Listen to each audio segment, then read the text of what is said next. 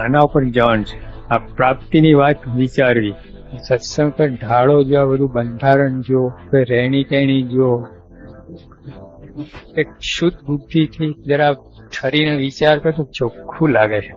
બુદ્ધિશાળીને ખ્યાલ તો આવે કે સ્વયં બાપા ભેગા આપણે રહીએ છીએ, આપણે અનુભવ થાય છે, એમને આપણે કેટલો જમીન આસમાનનો અંતર પડે છે. ભગવાન સ્વામિનારાયણના પરમહંસોમાં જે ઐશ્વર્ય હતું એ અન્ય કોઈ જગ્યા આપણને જોવા ન મળે એવી પ્રકારનું ઐશ્વર્ય. જેમ હરિલીલામૃતમાં લખ્યું છે કે જે કામ શીખ્યાથી કરી શકાય તે કામ તો માણસનું ગણાય. જે કામ આપણે શીખી શકીએ તો એ ગમે તેટલું મોટું હોય, સારું હોય, પણ એ માણસનું કામ કહેવાય.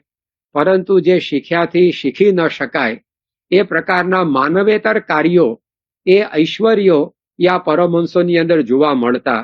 મનુષ્યથી જે ક્રિયા કરાય તેવી ક્રિયા તો કરશે બીજાય.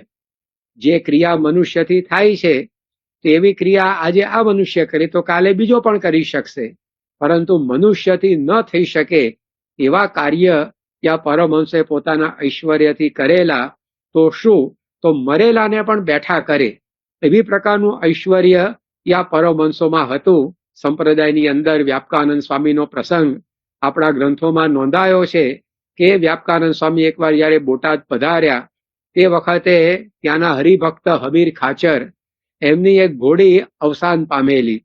હવે હમીર ખાચરને આ પશુ પ્રત્યે ખૂબ જ લાગણી હતી અને એનું અચાનક આવી રીતે મૃત્યુ થવાથી એ ઘણા વ્યથિત થઈ ઉઠ્યા. તે વખતે વ્યાપકાનંદ સ્વામીએ એમની વ્યથાને વિદારવા માટે, એમના દુઃખને દૂર કરવા માટે આ રીતે એ મરેલી ઘોડીમાં એક મચ્છરનો જીવ નાખી અને એને બેઠી કરી. અને એ ઘોડી હણહણ કરતી બેઠી થઈ ત્યારે ચારે કોર સૌ આશ્ચર્ય પામ્યા કે આ કેવી પ્રકારના પરમહંસ કે જે પોતે એકનો જીવ બીજામાં લઈ અને બીજાને જીવતા કરી શકે. અને આવી રીતે વ્યાપકાનંદ સ્વામીનું ઐશ્વર્ય, એની વાતો એ ચારે બાજુ વાયુ વેગથી ફરી વળી. પરંતુ આવા એ વ્યાપકાનંદ સ્વામી એ જીવન પર્યંત શ્રીજી મહારાજની આગળ હાથ જોડી દાસ થઈ એમની આજ્ઞામાં વર્ત્યા. તો આ શ્રીજી મહારાજનું સર્વોપરીપણું. સ્વરૂપાનંદ સ્વામી મહારાજના જે પરમહંસ, એમનો એક પ્રસંગ હરિચરિત્રામૃત સાગરના 15મા પૂરના 33મા તરંગમાં આવે છે કે જ્યારે આ સ્વરૂપાનંદ સ્વામી એ સન 1811ના વર્ષે શ્રીજી મહારાજે કાર્તિક સુદ પૂનમના રોજ વૌઠાની અંદર આ રીતે સૌને લાભ આપ્યો. અને વૌઠાના મેળા પછી આ રીતે આ સ્વરૂપાનંદ સ્વામી ઉત્તર બાજુ વિચરણની અંદર એ મહારાજની આજ્ઞાથી જ નીકળ્યા. હવે રસ્તાની અંદર એક ગામમાંથી જયારે સ્વરૂપાનંદ સ્વામી પસાર થતા હતા ત્યારે ત્યાં એક ભાવિક ભૂદેવ, એનો પુત્ર અવસાન પામ્યો. એને લીધે આ બ્રાહ્મણને ખૂબ શોક ઉપજ્યો. એ બ્રાહ્મણનો શોક ટાળવા માટે સ્વરૂપાનંદ સ્વામીએ શ્રીજી મહારાજને પ્રાર્થના સ્વામિનારાયણ કરતા કરતા કરી અને પ્રાર્થના કરતા કહ્યું કે મહારાજ, આ છોકરાને આપ જીવતો કરો. અને એ સ્વરૂપાનંદ સ્વામીના ઐશ્વર્યથી, એમની પ્રાર્થનાથી એ મૃત દીકરો એ બેઠો થઈ ગયો. અને એ જોઈને ઘણાને આશ્ચર્ય થયું. આ ખબર એક રાજાને મળી અને રાજાને થયું કે આ મરેલાને બેઠા કરે એ તો બહુ મોટી વાત કહેવાય. આવા પરમહંસને તે આપણે આપણા રાજ્યમાં રાખી લેવા જોઈએ. રાજાને વિચાર થયો હશે કે લડાઈઓ થાય, ધીંગાણા થાય ત્યારે એમાં આપણા ઘણા સૈનિકો મરે. હવે આવા જો સંત હોય મરેલાને બેઠા કરે એવા, તો પછી આપણે કોઈ નુકસાની ન રહે. એટલા માટે એણે ચોકી પહેરો ગોઠવાવ્યો કે આ સ્વરૂપાનંદ સ્વામી આપણી હદની બહાર નીકળી જવા ન જોઈએ. પરંતુ સ્વરૂપાનંદ સ્વામી એ દરબારીઓની નજર ચૂકવી અને ત્યાંથી ચાલી નીકળ્યા. કારણ કે એમને આ મેં કામ કઈ મોટું કર્યું લાગતું જ નહોતું. તો આવી પ્રકારે આવા પરમહંસો કે જે મરેલાને પણ બેઠા કરે એવા સંતોને શ્રીજી મહારાજે પોતાના નિયમમાં વશ વર્તાવ્યા. અને કેવા વશ! ભક્ત ચિંતામણીના 71મા પ્રકરણની અંદર 32 થી 34મી કડીઓમાં એનું વર્ણન આવે છે. આ પરમહંસો શ્રીજી મહારાજને કહે છે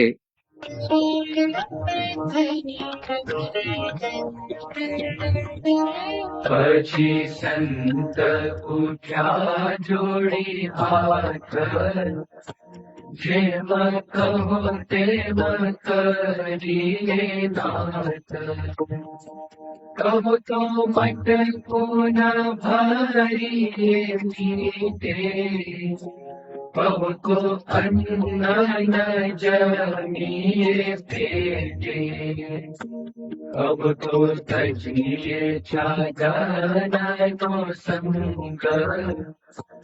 રગીએ જીવમાં ઉઘાડે અંગ, કહો તો પીવું તજી દઈએ પાણી, રગીએ મૌન ન બોલીએ વાણી, કહો તો બેસી આસન વાળી, નવ જોઈએ આદે સંભાળી, તેમ હિંમત છે મન માય, તમે કહો તે કેમ ન થાય.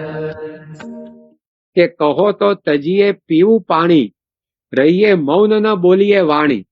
કે મહારાજ આપ જો કહો તો અમે પાણી પીવાનું છોડી દઈએ, અમે વાણી બોલવાનું બંધ કરી દઈએ, આજીવન મૌન રહીએ, અને કહો તો મટકું ન ભરીએ મીટે, કહો તો અન્ન ન જમીએ પેટે. આપ જો અમને કહો તો અમે મટકું માર્યા વગર રહીએ અને જમવાનું પણ આ રીતે વિસારી દઈએ. કહો તો તજીએ છાદનનો સંગ, રહીએ હિમમાં ઉઘાડે અંગ. અમે ઉપર કોઈ આશરા વગર, છત્ર વગર ખુલ્લામાં પડ્યા રહીએ, એટલું નહીં હિમની અંદર એટલે કે હિમાલયની અંદર જઈને ઉઘાડે અંગે રહીએ. એમ હિંમત છે મન માય, તમે કહો તે કેમ ન થાય. તમે જે કહો એ અમે કરવા માટે તત્પર છીએ. હવે આવા સમર્થ પરમહંસો જે મરેલાને બેઠા કરે, જેને લોકો ભગવાન માની બેસે, એવા ઈશ્વરીય સામર્થ્ય સાધુતા સંપન્ન, પણ એ સંતોને આવી તત્પરતા, તો શ્રીજી મહારાજનો કેવો મહિમા એ બધા સમજ્યા હશે. તો એ પ્રાપ્તિ જે મુક્તાન સ્વામી, બ્રહ્માનંદ સ્વામી, સ્વરૂપાન સ્વામી, ગોપાલ સ્વામીને હતી, એ જ પ્રાપ્તિ આપણને છે. આવો જો મહિમા આપણને પ્રાપ્તિનો સમજાય તો પછી ગમે તેવા સંજોગોમાં પ્રાણ જાય તો પણ એ પ્રાપ્તિમાંથી આપણી પ્રતીતિ એ ટળે નહીં. બૃહદ આરણ્યક ઉપનિષદના 3જા અધ્યાયની અંદર 8મા પ્રકરણમાં 9મા મંત્રમાં અક્ષર બ્રહ્મનું સામર્થ્ય વર્ણન કરવામાં આવ્યું છે. એની અંદર ઋષિ કહે છે કે અક્ષર બ્રહ્મના પ્રશાસનથી આ સૂર્ય, ચંદ્ર, પૃથ્વી વગેરે પોતપોતાના આ રીતે નિયમનની અંદર રહેતા હોય છે. एतस्य वा अक्षरस्य प्रशासने गार्गि सूर्याचन्द्रमसौ विधृतौ तिष्ठतः. एतस्य वा अक्षरस्य प्रशासने गार्गि द्या वा पृथिव्यौ विधृते तिष्ठतः. તો અક્ષર બ્રહ્મ એનું આ પ્રશાસન, એનાથી આ બધું કાર્ય ચાલે છે. એ અક્ષર બ્રહ્મ ગુણાતીતાનંદ સ્વામી હતા, એમના જીવનમાં આ સામર્થ્યનું દર્શન એ આપણને જોવા મળે છે. તો જે બૃહદ આરણ્યક ઉપનિષદમાં અક્ષરના પ્રશાસનની વાત લખવામાં આવી છે, એ અક્ષર ગુણાતીતાનંદ સ્વામી હતા.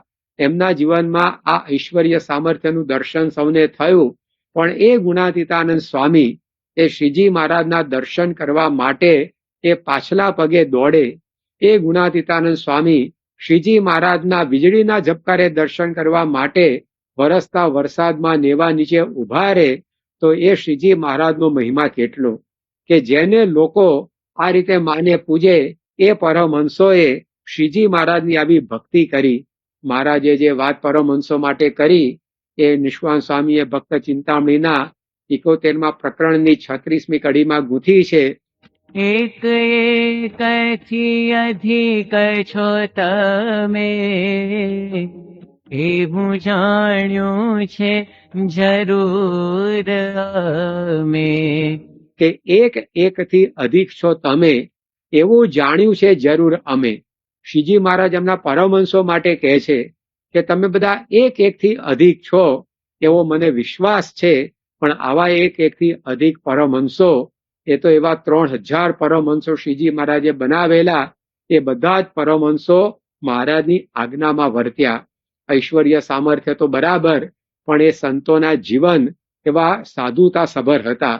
અને એવી સાધુતા, એમનું જીવન એ પણ પોતે એવું ગુણિયલ હતું. અને તેમ છતાં પણ એ શ્રીજી મહારાજને આધીન દીન થઈને રહ્યા, તો મહારાજના ગુણોનો પાર તો ક્યાંથી આવે.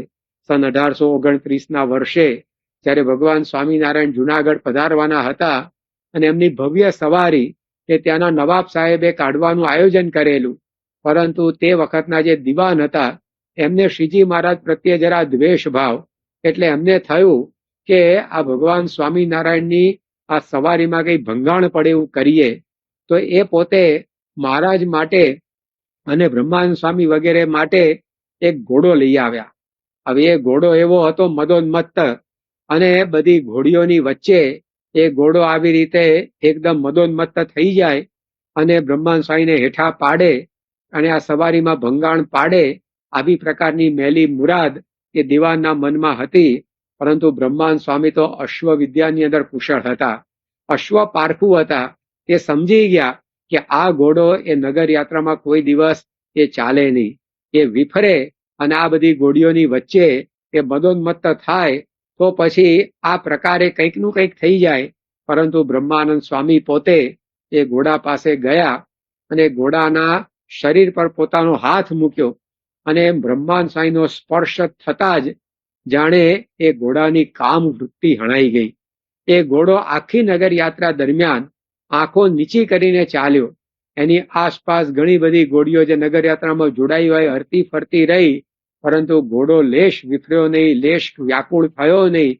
તો પશુના પણ સ્વભાવને ટાળી નાખે એવા પરમહંસો તો આ શ્રીજી મહારાજના હતા. એ બ્રહ્માનંદ સ્વામી માટે શ્રીજી મહારાજે જેતલપુરના બીજા વચનામાં કહ્યું છે કે વિકારનો હેતુ હોવા છતાં પણ જેને વિકાર ન ઉપજે એને યતિ કહેવાય. આ બ્રહ્માનંદ સ્વામી યતિ સમાન છે. તો આવા બ્રહ્માનંદ સ્વામી નિષ્કામી, આ દુનિયાની અંદર કામ દોષ જીતેલા વ્યક્તિ એ મળવા દુર્લભ છે. પ્રાપ્તિને સમજવા માટે, અનુભવવા માટે કેવળ વિશ્વાસ. વિશ્વાસ સિવાય કોઈ સાધને કામમાં ના આવે. 1000 સાધન ઉભા કરો ને આ પુરુષ ના સમજાય. દીક્ષાની વાત કેવી છે? વિશ્વાસ. આપણા એવા ભગવાન છે, એમનાથી ઉપર કોઈ નથી. મહારાજને ટોપ બિરાજે છે અને ગુણાત્મક સ્વામી મૂળાક્ષર મહારાજને અખંડ ધારી રહ્યા છે અને બે સ્વરૂપને ધારણ કરનાર સત્પુરુષ. એટલે આપણે 3 લાઈન આવી, મહારાજ, સ્વામી અને સત્પુરુષ. મહારાજ પ્રગટ છે, જતા દેહ 49 વર્ષ પછી જતા મહારાજ પ્રગટ છે. દેખાય નહીં, સમજાય નહીં એટલું જ. પણ મહારાજ પ્રગટ ના તો બધું ઊંધું વળી જાય. મહારાજ તો પ્રગટ છે, આપણે ઓળખવો પડે. કરોડો અબજો જન્મ લીધા, ઇન્ફિનાઇટ જન્મ લીધા આપણે, પણ આવો અવસર શ્રીજી મહારાજ મળ્યા હોય, એમના સંતો મળ્યા હોય એવો અવસર ક્યારે મળ્યો નથી. તો ભગવાન સીધા અક્ષરધામમાંથી ડાયરેક્ટ અહીંયા આવ્યા, વચ્ચે કોઈ જગ્યા સ્ટોપેજ નહીં, કોઈ સ્ટેશન કર્યું નથી, સીધા આપણી પાસે આવી ગયા. આપણા જ છે, પણ મને મળ્યા છે. મુખો મુખો થઈ ઓળખાય, વય વાતને ન રહિતાય. આ બ્રહ્માંડમાં આપણા તુલ્ય ભાગ્યશાળીમાં લોયદ ભૂલ.